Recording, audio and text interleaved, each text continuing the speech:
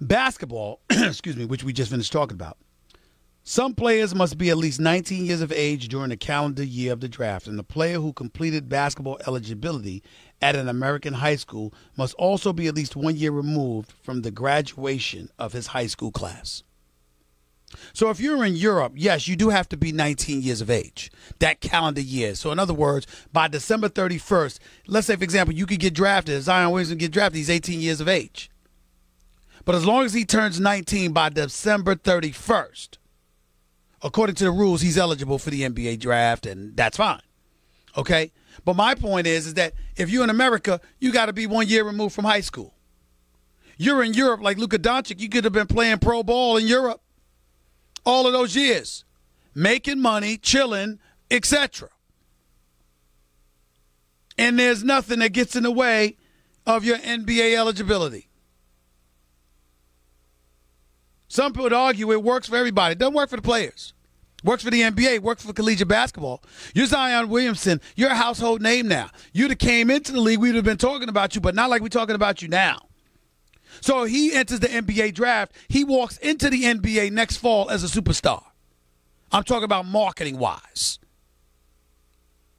That's what he walks into the NBA as. So it helped college basketball. It'll help his stock. It definitely helps the NBA to have somebody like that to market. But it didn't help him while he was in school, one would argue. For some people, that might be cause for him leaving college right now. For me, my position is clear. You knew that coming to Duke. You came anyway. You don't walk away from your teammates when you're pursuing a national championship. You just don't do it. Not in the middle of the season. You don't do that. That's just me. Here's the draft rules as it pertains to the National Football League. It says to be eligible for the draft, players must have been out of high school for at least 3 years and must have used up their college eligibility before the start of the next college football season. I think that's a bit extreme. I think they could cut that down to 2 years. There are some individuals that are men amongst boys on a collegiate level from the time they're freshman or sophomore. Why should they have to wait for another year? Same argument. Major League Baseball. People act like they're so innocent in all of this. Listen to their rules. The basic categories of players eligible to be drafted are high school players, if they have graduated from high school and have not yet attended college or junior college, college players from four-year colleges who have either completed their junior or senior years or at least 21 years of age. Here's my question, Nuno. So what damn category did Bryce Harper fall under? He was homeschooled. I'm just wondering. 888-SAY-ESPN. That's 888-729-3776. I'll get back into Antonio Brown and Le'Veon Bell in just a little while, so don't touch that dial. You'll stick here live with Stephen A., ESPN Radio, ESPN News. Let us go to the phones. Let's go to Dane. You're live with Stephen A. What's up? What's going on, Stephen A? Speak up, man. My audience needs to hear you. Speak up. Sorry about that. My question to you is regarding I saw Luka Doncic tweeted about Zion going to the EuroLeague. What's your take on players going to the EuroLeague, getting some money, and then coming back? I remember back in the day, I believe it was Brandon Jennings.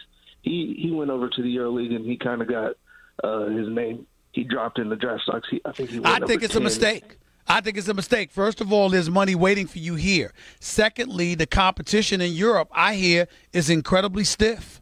They're a respectable basketball league. You could go over there and get exposed and diminish your market value. So I would say no. I would be diametrically opposed to that. Okay. And I want to say I definitely agree with you on him not sitting out for the rest. I feel like you got to go build your legacy. You already signed up. You already signed up? You already signed up for the number one program in America. For the the top coach who's coached the last 3 Olympic gold medalists, the Olympic champions. You're playing for the number one team in the nation. You're in pursuit of a national championship, and you're just going to look at R.J. Barrett and Cam Reddish and say, yo, man, I'm out. Really? Nah, I'm not an advocate of that. Appreciate the call. Collins, you're live with Stephen A. What's up? Hi, Mr. Stephen A. I'm a veteran, and I want to say to you, what you're saying about the European League, you're absolutely correct, sir, because I've been stationed there, and I see what they do. And that is correct. Those guys get paid. We had soldiers doing the same thing. First. Secondly, you're right about young Zion. He should complete his time with Duke for that year if he's able to, because if he was in the military, he would have to do the same thing too.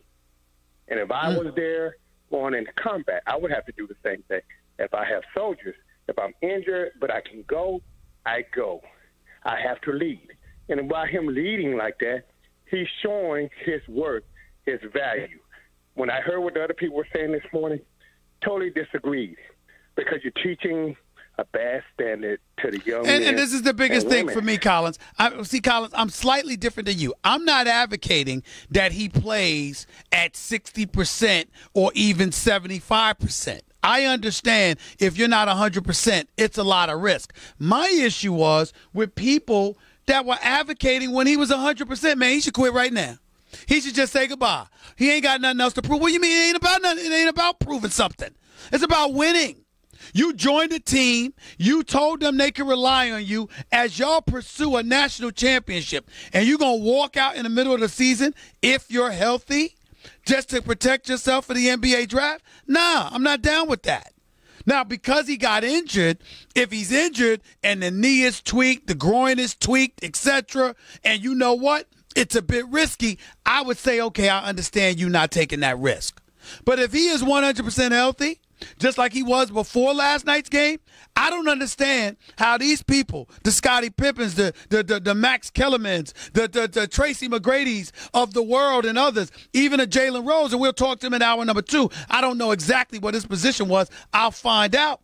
I got a problem with anybody that would say, excuse me, forget your teammates, forget the national championship in the middle of the season. I'm not down with that. I'm not down with that. And look, this is what I want to make sure I say and quickly. That's why he's there. I mean, when they were hurt, they did the same exact thing. If it was coming down to a championship, well, you're wrong there. Way to play. Well, you're wrong there. They would say they were there to win, and they would tell you that he went there also to elevate his market value, because that was his objective. Because if he was coming straight out of high school after having sat out a year, he was going to be a top 10 pick, but he certainly wasn't going to probably be the number 1 overall pick. So that's what they would tell you. I'm saying, damn all that. The minute you made a decision to go play basketball for Duke, you owe it to yourself and your teammates to complete the mission for this season. You don't quit in the middle of the season if you're healthy. Not if you're hurt, but if you're healthy. You do not quit in the middle of the season. And that's what some of these folks advocated. Yes, sir. And Max Kellerman said that today. Oh, please, I'll do it in a heartbeat. I was like, that's the difference between me and you. Because you damn sure about you when you make a statement like that. Yes, sir. Yes, sir. I got to run. I appreciate the call. Thank you so much. Let's go to Tyler. You're live with Stephen A. What's up, Tyler? What's up, Stephen A? Speak up. What's up? All right, so I'm a Syracuse fan. Okay. And, coming into this Saturday, big game at the Dome. Mm-hmm. How do you think this whole Zion Williamson injury and the drama that's coming around it is going to affect Duke? Well, first of all, Duke got compromised last night. We saw what Carolina did to them. Some dude named Luke May dropped 30 and 15 on them. Let's make sure we recognize that much. That's number one. Number two, when you look at Syracuse, first of all, my heart goes out to the victim. For those of you who don't know the news, Coach Jim Boeheim of the Syracuse Orange, accidentally struck an individual with his car and killed him. And so he's in the news for that. Right now he's cooperating with the police. There's nothing foul or anything like that, according to the police, that transpired. It was just an honest accident that happened. But nevertheless, your heart goes out to the family of the victim, and it goes out to Jim Boeheim, who obviously didn't just finish coaching the game. He certainly didn't intend to do it. One would surmise, and Lord knows what's going through his soul right now, having accidentally killed somebody in a car accident. So you never know what kind of drama could potentially unfold with all of that going on this Saturday. Syracuse is 18-8. They ain't on the level of Duke, but Duke without Zion Williamson appears to be a different team than they are with him. And so it's going to be real interesting to see what happens, particularly against that Boeheim zone that nobody has been able to figure out for decades. Yeah. All right? Thank you for the call. Damian, you're live with Stephen A. Go ahead real quick, buddy. I think that we're looking at this in twofold. I think I'm going to be one of the people that you don't agree with. Basketball at this level is no longer the same game that you play for the love, in the sense of it is a business now. He's in a position where he can set up his family for generations. Not only that, when you sign a contract at 18, 17 years old, or to become a player for these universities have one thing in mind, and it's not you. It's about what you can do for them. All right, Damian Kellerman. Let me get this out of the way. Let me just ask you a very, very simple question.